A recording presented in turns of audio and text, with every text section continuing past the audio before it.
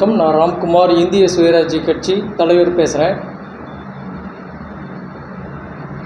தமிழகத்தில் தஞ்சையில் இன்றைக்கி நெல் கொள்முதல் ஒரு முக்கிய பிரச்சனையாக போயிட்டுருக்கு.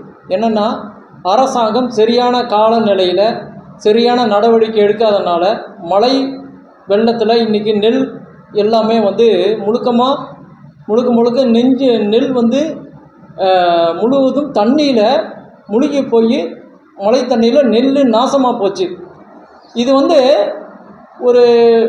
ஒரு 10 ஏக்கரா 20 ஏக்கரா கிடையாது, கிட்டத்தட்ட ஒரு லட்சக்கணக்கான ஏக்கர் இன்றைக்கி எல்லாமே நெல்மணிகள் எல்லாமே நாசமாக போச்சு. இந்த காரணத்துக்கு என்ன காரணம்னா, பருவமழை காலம் அப்படிங்கிறது ஒரு விஷயமா சொன்னாலும் தமிழக அரசு சரியான முறையில் நடவடிக்கை எடுக்கலை அப்படிங்கிறது தான் இதில் முக்கியமான பிரச்சனையாக சொல்லப்படுது. அரசாங்க அதிகாரிகள், அமைச்சர்கள் அளவில் எல்லாருமே சோம்பேறியாக இருந்து தூங்கிட்டு இருந்திருக்காங்க. இதுதான் உண்மை. கடைசியில் எதிர்க்கட்சி தலைவர், எதிர்க்கட்சிகள் எல்லாமே இந்த விஷயத்தை முன்னெடுத்த ஒன்று தான் கடைசியில் கடைசியாக உதயநிதி ஸ்டாலின் இதுக்கான ஒரு நடவடிக்கை எப்படி சொல்கிறது, கணக்கு காட்டுற மாதிரி இது இந்த ஒரு நடவடிக்கை எடுத்திருக்காரு. ஆனால் முழுக்க பூர்த்தி அடையலை. இதை விட என்ன விஷயம்னா, இன்றைக்கி தமிழக அரசாங்கம் நெல்மணிகளுக்கு குண்டாலுக்கு கொடுக்க போகிறது என்னமோ 140 ரூபா தான். அதுலேயே 100 ரூபா முழுக்க லவுட்டிக்கிறாங்க. வெறும் 40 ரூபா தான் இது கொடுக்குறாங்க. இது எப்படி சொல்கிறது, ஒரு சரியான நிர்வாக சீர்திருத்தமும் இல்லை, ஒரு சரியான ஒழுக்கமும் இல்லை, ஒரு ஊழலும் இதில் பண்ணிக்கிறாங்க, விவசாயிகளிலிருந்து சுரண்டலும் பண்ணிக்கிறாங்க. இது எல்லாம் எப்படி ஒரு கேவலகரமான செயல் இல்லையா, யோக்கியத்தனமான செயல் இல்லையா? விவசாயிகளை காக்க வேண்டிய பொறுப்பு மாநில அரசாங்கத்திற்கு தான் உள்ளது. இதை கடைசியில் மு.க. ஸ்டாலின் கிட்ட போய் காமிக்கும்போது மு.க. ஸ்டாலின் மிக அதிக அளவில் வருந்துகிறார்.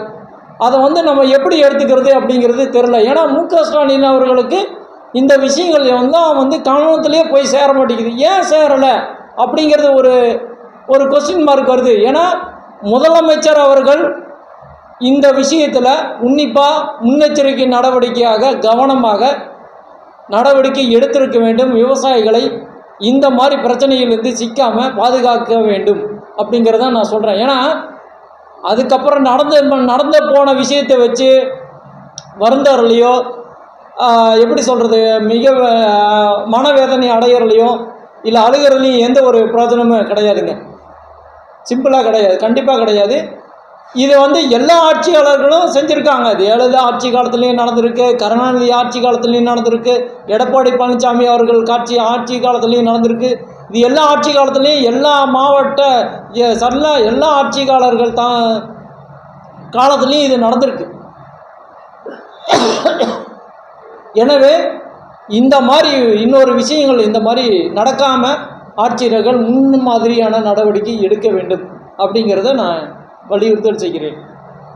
ரெண்டாவது விஷயமா, இன்னைக்கு எஸ்ஐஆர் அதாவது நடவடிக்கை எடுத்திருக்குது. அதாவது சிறப்பு வாக்காளர் பட்டியல் சீர்திருத்தம் அப்படிங்கிற ஒரு விஷயத்தில் இன்னைக்கு தேர்தல் ஆணையம் நடவடிக்கை எடுக்கிறதுக்கு இன்னைக்கு 2 நாளைக்கு முன்னாடி அனைத்து கட்சி கூட்டம் தமிழ்நாட்டில் உள்ள தலைமைச் செயலகத்தில் நடந்தது.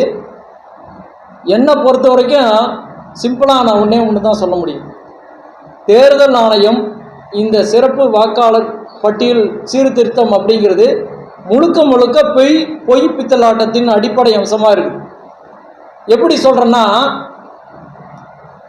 தமிழ்நாட்டில் இந்திய அளவில் 98% மக்களுக்கு இதை பற்றிய விழிப்புணர்வு கண்டிப்பாக கிடையாது. ரெண்டாவது விஷயம் என்னென்னா, இறந்தவர்கள் எண்ணிக்கை தேர்தல் ஆணையம் கணக்கில் கொள்றதே இல்லை, தேடுறதும் இல்லை. அதாவது என்னென்னா, ஆக்சிடெண்ட்டில் இறந்து போகிறாங்க, நோயில் இறந்து போகிறாங்க, வன்முறை சம்பவங்களில் இறந்து போகிறாங்க. இந்த இறந்து போனவங்களையெல்லாம் எப்படி தேர்தல் ஆணையம் எப்படி கண்டுபிடிக்கும்? முதல்ல அதை கண்டுபிடிச்சாதான் அந்த வாக்காளர் அந்த விஷயத்தையே டீஆக்டிவேட் பண்ண முடியும். முதல் விஷயம். ரெண்டாவது, 18 வயசுக்கு மேலே இருக்கிறவங்களுக்கு வாக்காளர் அப்படிங்கிறத எந்த விதத்தில் நீங்கள் கொடுப்பீங்க, எந்த காலகட்டத்தில் கொடுப்பீங்க, இது எப்படி இந்த பட்டியல் சீர்திருத்தத்தில் வரும் அப்படிங்கிறது இது வந்து தேர்தல் ஆணையம் இதையும் சொல்லலை. சும்மாவே வந்து முழுக்க வீட்டுக்காக போய் பட்டியல் சீர்திருத்தம் பண்ணுறோம் அப்படிங்கிறது எந்த விதத்துலையும் ஏற்றுக்கொள்ள முடியாததாக இருக்குது. மூணாவது விஷயம் என்னென்னா, டாக்டர் அம்பேத்கர் அவர்கள் 18 வயதுக்கு மேலே உள்ளவர்கள் எல்லாருமே ஓட்டு போடலாம் அப்படிங்கிற ஒரு விஷயத்தை கொண்டு வந்தார். இதை வந்து தேர்தல் ஆணையம் முழுக்க அவருடைய விஷயத்தையே கணக்கில் கொடுக்காம சீர்திருத்தம் அப்படின்ற பேரில் பாஜகவுக்கு ஆதரவாக செயல்பட்டு வடிகட்டல் அப்படிங்கிற ஒரு விஷயத்தை மட்டும்தான் அயோக்கியத்தனம் பண்ணுறாங்க. என்னால் இது உறுதியாக அடித்து சொல்ல முடியும். பொதுவாக பாஜக, அமலாக்கத்துறை, வருமான வரித்துறை, தேர்தல் ஆணையம் இது எல்லாத்தையும் வச்சுக்கிட்டு சட்டத்தின் மூலமாக தனக்கு வேண்டிய எல்லா ஆதரவான விஷயத்தையும் பாஜக முழு அளவில் செஞ்சுருக்குது. இதை யாரும் எதிர்த்து போராட முடியாத ஒரு சூழ்நிலையில் இருக்குது. இந்தியாவிலேயே தமிழ்நாட்டு மக்கள் தான் பாஜக எந்த திட்டம் கொண்டாந்தாலும் எதிர்த்து போராடுறாங்க, கடுமையாக கண்டன குரல் எடுக்கிறாங்க, எல்லாத்துக்கும் எதிர்ப்பு தெரிவிக்கிறாங்க. ஏன் காரணம்னா, தமிழ்நாட்டிற்கு மட்டும்தான் எது சரி, எது நியாயம், எது பிரார்த்தனம், எது பித்தலாட்டத்தனம் அப்படிங்கிறது தெளிவாக தெரியுது. மீதி அதாவது இத்தனை வருட ஆட்சியாளர்கள் காலத்தில் எவ்வளவோ திட்டங்கள் வந்து கொண்டாந்தாங்க, எல்லா ஏகப்பட்ட திட்டங்கள் வந்து கொண்டாந்தாங்க. அப்படி இருக்கும்போது தமிழக மக்கள் வந்து இதுக்கெல்லாம் எந்த ஒரு விதத்துலையும் எதிர்ப்பே தெரிவிக்கல. காங்கிரஸ் ஏகப்பட்ட திட்டங்கள் கொண்டாந்துச்சு. வாஜ்பாயும் ஒரு நிறைய திட்டங்களில் வந்து வாஜ்பாயும் இதே பாஜக ஆளும்போது பாஜக தான் ஆளுச்சு. 95 பாஜக தான் ஆளுச்சு. அப்போ வந்து எந்த ஒரு திட்டத்துக்கும் வந்து தமிழக மக்கள் வந்து எதுவுமே எதிர்ப்பே தெரிவிக்கலையே. இப்படி இருக்கும்போது இந்த சிஏஏ, இந்த நீட்டு, இது எல்லாத்துக்கும் ஏன் எதிர்ப்பு தெரிவிக்கிறாங்கன்னா இதுலாம் பிரச்சனைகள் இருக்குது. பிரச்சனைகள் இருந்ததுனால தான் தமிழக மக்கள் வந்து இன்னைக்கு பயங்கரமாக எதிர்ப்பு தெரிவிக்கிறாங்க. ஒன்று. ரெண்டாவது விஷயம் என்னென்னா, பாஜக அடிப்படையில் ஒரு சார்பு நிலையில் வந்து மட்டும்தான் செயல்படுகின்றது. என்னன்னா, அவங்களுடைய ஒரு பிரிவினர் மட்டும்தான் அந்த ஒரு பயனை அடையணும் அப்படிங்கிற ஒரு உள்நோக்கத்தில் பாஜக எல்லாவுடைய திட்டங்களும் செயல்படுது. அதாவது நீட்டு கொண்டாந்தாங்க, கூடவே ஆகாஷ் கோச்சிங் சென்டர் கொண்டாட்டாங்க. இந்த மாதிரி ஏகப்பட்ட தில்லுமுள்ளு பித்தலாட்டம் வந்து எல்லாமே நடக்குது. அதானிக்கு 1 ரூபாய்க்கு ஒரு ஏக்கர் வந்து எப்படி 99 வருஷத்துக்கு லீஸ் கொடுக்குறாங்க. இந்த மாதிரி திட்டங்கள், பொய் பித்தலாட்ட திட்டங்கள்லாம் பாஜக அடிப்படையில் ஊறிப்போன விஷயமா ஒரு கார்பரேட் அரசாங்கமாக பாஜக வந்து இன்னைக்கு செயல்படுது. அதனால தான் தமிழக மக்கள் இதை முழு அளவில் பாஜகவை எதிர்க்கிறாங்க.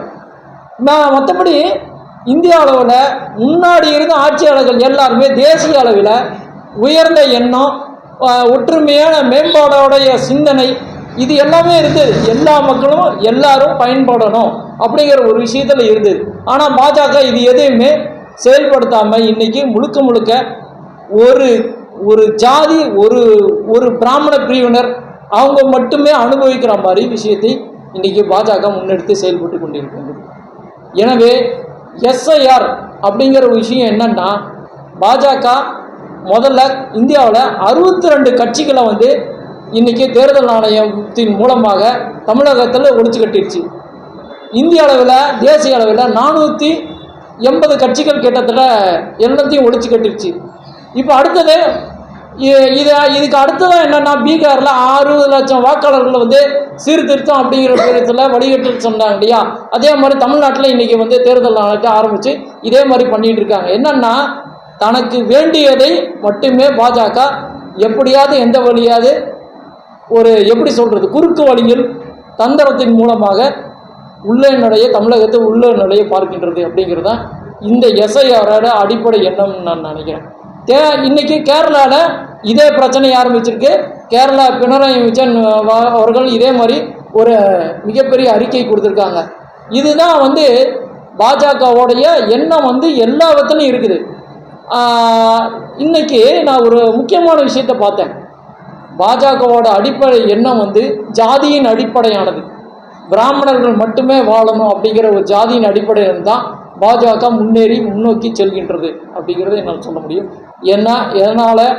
அதனால தான் சொல்கிறேன், எஸ்ஐஆருக்கு தமிழக மக்கள் அனைவரும் ஒற்றுமையாக இருந்து எதிர்ப்பை பதிவு செய்து அதற்கு சரியான நடவடிக்கை எடுக்க வேண்டும். இது எல்லா தரப்பு மக்களும் எந்த ஒரு வேற்றையும் பாராமல் ஒன்றாக இணைந்தால் மட்டுமே இந்த எஸ்ஐஆர் அப்படிங்கிற பிரச்சனையை சரி செய்ய முடியும். ஏன்னா இன்றைக்கி தமிழ்நாட்டில் கட்டாயமாக 30 லட்சம் வாக்காளர்கள் கட்டாயமாக சீர்திருத்தம் அப்படிங்கிற பேரில் நீக்கிறதுக்கு மிக முக்கியமான வாய்ப்பு வந்து இந்த எஸ்ஐஆர் தான்.